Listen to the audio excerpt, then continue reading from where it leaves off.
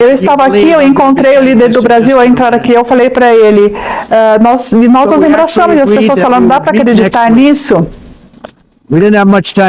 Nós concordamos que nós vamos nos encontrar na próxima semana. Não temos muito tempo para falar, mas aqui, né, não foi tipo 20 segundos.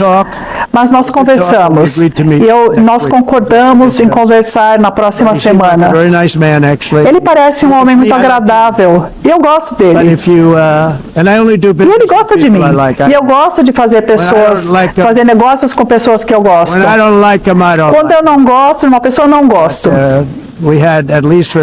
Mas tivemos ali esses 30 segundos ali, foi uma coisa muito rápida, mas foi uma química excelente. Isso foi um bom sinal.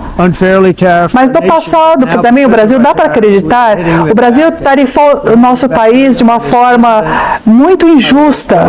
E por causa dessas tarifas, nós temos então as tarifas de volta e também, como presidente, eu defendo a soberania e os direitos de cidadãos americanos. Eu lamento dizer que o Brasil está indo mal e vai continuar indo mal, e eles só irão bem se trabalharem conosco. Sem a gente, eles vão falhar como outros falharam.